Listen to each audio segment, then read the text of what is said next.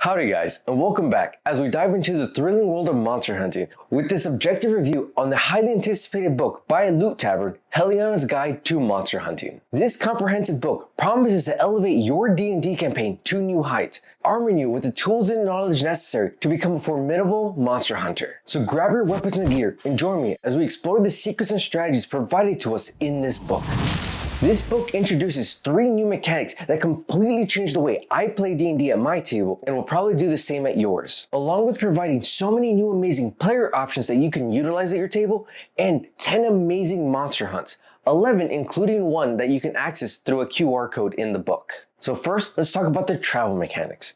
As I was reading through this section, I got really concerned, thinking I might be out of a job, as this book has so many amazing combat encounters that you can utilize for multiple levels for each specific environment, just like my Encounters Workshop series. Luckily though, a lot of the narrative encounters are perfect examples of some of the tips and advice that I provide in my travel video, so they work hand in hand really well. The tracking mechanic honestly is super easy to understand and makes traveling from one location to the next a lot more impactful, as you're provided with so many fun encounters along the way and not just weird throwaways. This tracking mechanic is honestly so easy to learn and very easy to utilize to help your party move from location to location or objective to objective during any type of quest they might have, finding a perfect balance between fast traveling and these long drawn out campaigns where the party is literally just traveling day by day. Now let's address the Loot Goblin dream mechanic, harvesting.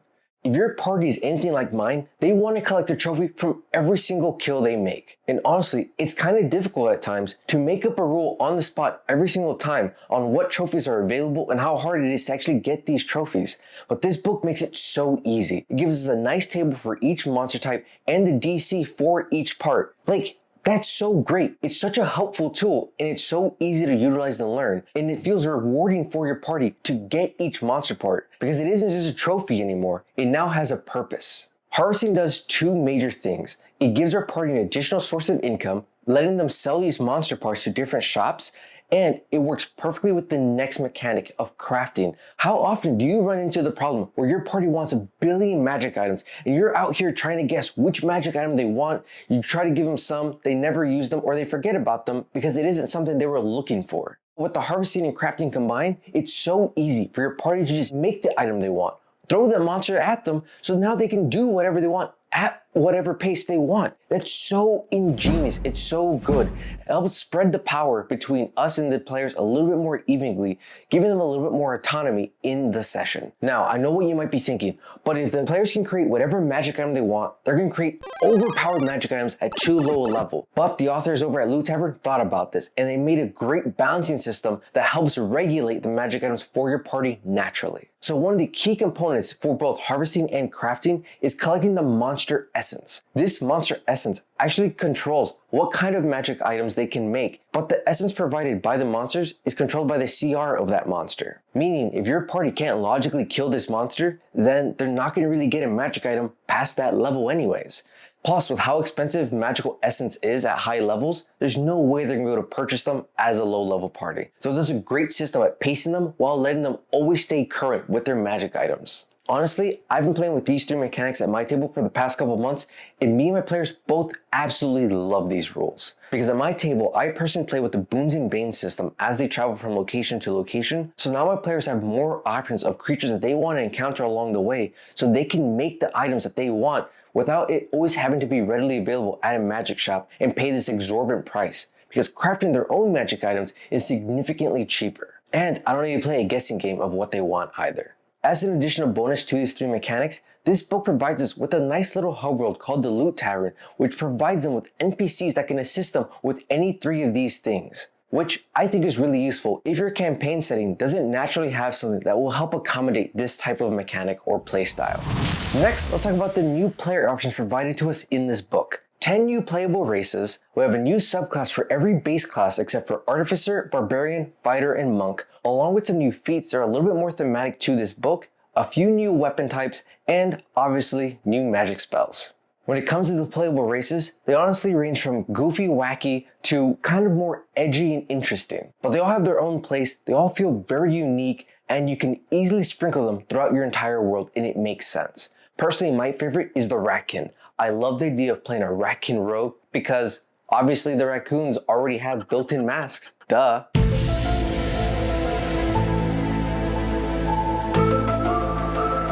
But when it comes to new subclasses and classes, obviously my favorite is the Tamer. I love the idea of playing a Pokemon Master in D&D. This class is truly the ultimate support class there is. Because if your party needs a little bit more on the tanky side, you just collect familiars that are a little bit more on the tanky side. But if your party needs a little bit more utility, you get utility monsters. It works out perfectly. There's something for every single situation, and I love that idea. The only downside I could see with this class is the fact that the Tamer themselves does almost no direct damage. Everything is done through their familiar. So if your familiar dies, you might feel a little weak. However, this new class has 4 new subclasses that are all so cool. They have pretty much the Pokemon Master, where you can utilize a bunch of familiars all at once. You have the Elemental Master, which enhances every single one of your familiars with new elemental damage and makes them really interesting and cool and wacky.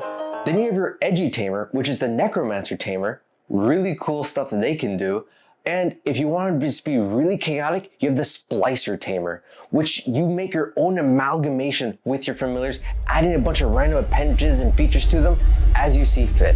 They all feel so cool, so unique, so dynamic. I love the idea of throwing a Tamer into a party and seeing how it can help balance it out and just shine in its own way. Now, speaking of the Tamer actually works perfectly with the next major section of this book, the monster hunts. The Tamer actually has 10 to 11 unique familiars that they can get from each of these hunts specifically, which are slightly more powerful versions of certain familiars you can get naturally, but they all have their own little weird twists and turns. So pros and cons to each side.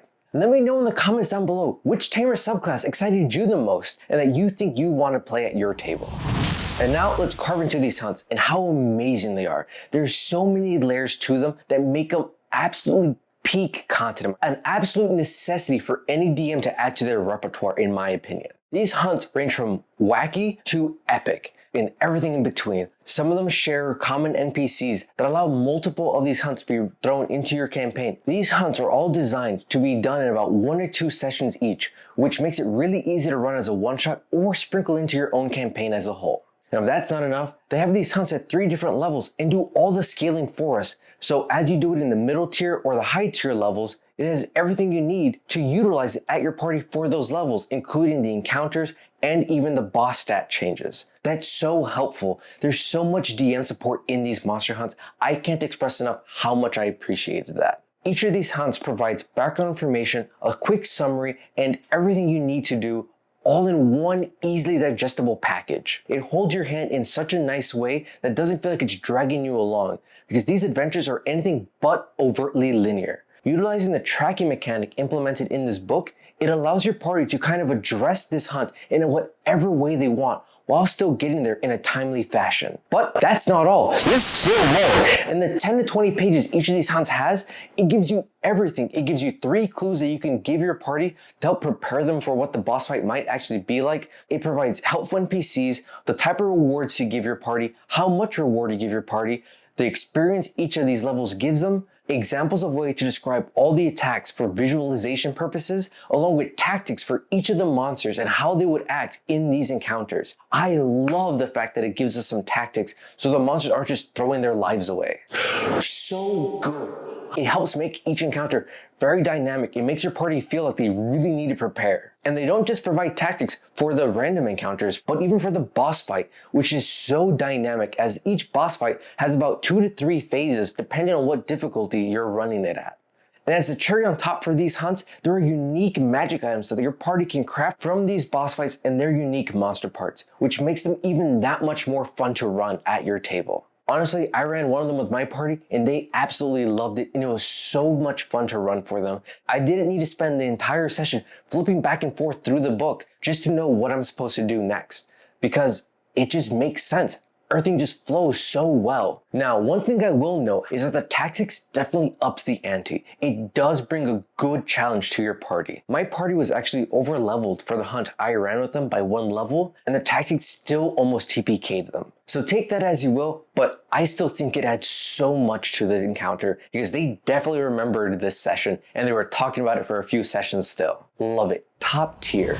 So now let's talk about the strengths and weaknesses of this book. And in terms of strength, I think it's a little cheap to say everything, but I will highlight two things that I think make it outshine everything else and stand above the rest in my objective opinion. First is the fact that anytime you're reading through a section or a part or a mechanic, and you think, would this conflict with this other rule, or how would it work in this situation? 9 times out of 10, there's actually a little splurb or a little spot that's like, hey, if you're thinking about this mechanic or this rule or this situation, this is how it would play out. It gives you a nice, concise little rule to help you understand, nope, this is how it would work. There's no miscommunications going on here. With the second thing being that a lot of the subclasses introduced in this book don't feel overtly overpowered. I know that's one complaint I've seen a lot on forums, that every new D&D book has this really bad power creep where every new subclass has to be more powerful, and more powerful. But in here, they all feel really good. They're not weak, they're not too powerful, but they're also not so campaign specific that if you're playing a more gritty or a little bit more low magic campaign, that they feel useless. At no point do any of these classes really feel bad. They're that perfect balance between being a strong subclass and a fun class to play too. Now, when it comes to the weaknesses of this book, the only thing I can really say that really grinded my gears, really steamed my vegetables, was I wanted more. I wanted so much more in this book. When it came to the encounters provided in the tracking section, I wanted more narrative encounters. I wanted more combat encounters because they're so unique, so dynamic, so much fun that I love how they provide you everything you need to plug and play it in your campaign. I wish I had more of these. And the only other thing that I really wanted more of was more unique monsters. But it gives us so many good ideas on how to create them ourselves that I think that's still really solid. The last thing I could think that could be kind of even considered a weakness, and at this point I'm just splitting hairs. The tracking, harvesting, and crafting mechanic at a glance might be a little confusing and does take at least 1 or 2 reads to fully digest and fully have it down. Just to make some quick reference sheets like I did for my party, that pretty much goes away. But now you're probably wondering, what is my objective ranking and review of this book? Honestly, S tier 9.99999. Repeating, it can't be a perfect 10 because I just wanted more. This book honestly has everything you need. A hub world to utilize the new mechanics that drastically change the way you play the game and alleviate so much pressure from the DM. Cool new player options like new races and subclasses, along with a new amazing subclass. Amazing monster hunts that give you everything you could ever need and ask for as a DM. New magic items, new spells, and new monsters that are all so thematic, all so unique, and all so impactful. There's so much goodness in this book. I highly recommend it to any DM to add to your repertoire. These honestly change the way I play at my table with my party, and I think it would do the same for you. And if that isn't enough, you're supporting an amazing third-party content creator like Loot Tavern. So, if you found this video helpful and enjoyable, like this video and comment down below which part excited you the most to implement at your table, or another book that you would like to see me review in the future. See you guys next time.